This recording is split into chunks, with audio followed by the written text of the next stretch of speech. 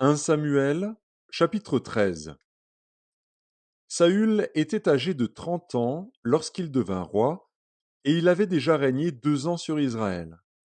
Saül choisit 3000 hommes d'Israël, 2000 étaient avec lui à Micmar et sur la montagne de Béthel, et 1000 étaient avec Jonathan à Gibéa de Benjamin. Il renvoya le reste du peuple, chacun à sa tente. Jonathan bâtit le poste des Philistins qui était à Géba, et les Philistins la prirent. Saül fit sonner de la trompette dans tout le pays, en disant que les Hébreux écoutent. Tout Israël entendit que l'on disait Saül a battu le poste des Philistins, et Israël se rend odieux aux Philistins. Et le peuple fut convoqué auprès de Saül à Gilgal. Les Philistins s'assemblèrent pour combattre Israël.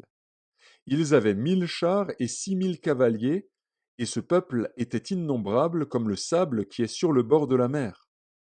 Ils vinrent camper à Micmar, à l'orient de Beth-Aven. Les hommes d'Israël se virent à l'extrémité, car ils étaient serrés de près, et ils se cachèrent dans les cavernes, dans les buissons, dans les rochers, dans les tours et dans les citernes. Il y eut aussi des Hébreux qui passèrent le Jourdain pour aller au pays de Gad et de Galaad. Saül était encore à Gilgal, et tout le peuple qui se trouvait auprès de lui tremblait. Il attendit 7 jours, selon le terme fixé par Samuel. Mais Samuel n'arrivait pas à Gilgal, et le peuple se dispersait loin de Saül. Alors Saül dit, Amenez-moi l'holocauste et les sacrifices d'action de grâce. Et il offrit l'holocauste.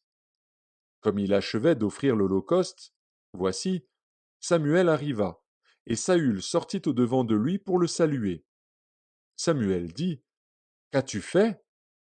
Saül répondit, Lorsque j'ai vu que le peuple se dispersait loin de moi, que tu n'arrivais pas au terme fixé, et que les Philistins étaient assemblés à Micmar, je me suis dit, les Philistins vont descendre contre moi à Gilgal, et je n'ai pas imploré l'Éternel.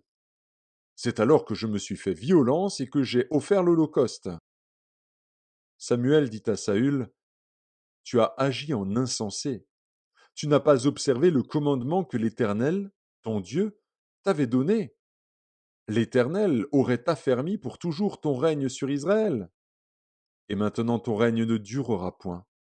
L'Éternel s'est choisi un homme selon son cœur, et l'Éternel l'a destiné à être le chef de son peuple, parce que tu n'as pas observé ce que l'Éternel t'avait commandé.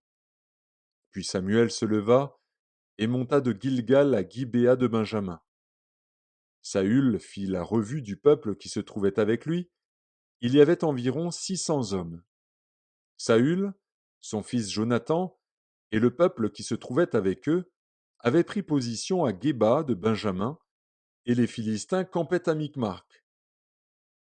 Il sortit du camp des Philistins 3 corps pour ravager.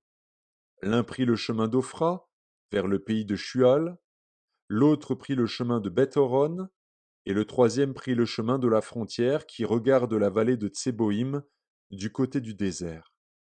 On ne trouvait point de forgerons dans tout le pays d'Israël, car les Philistins avaient dit Empêchons les Hébreux de fabriquer des épées ou des lances.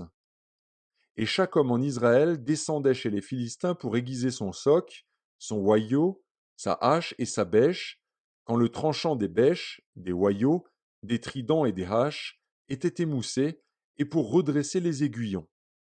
Il arriva qu'au jour du combat, il ne se trouvait ni épée ni lance entre les mains de tout le peuple qui était avec Saül et Jonathan. Il ne s'en trouvait qu'auprès de Saül et de Jonathan, son fils. Un poste de Philistins vint s'établir au passage de Micmac.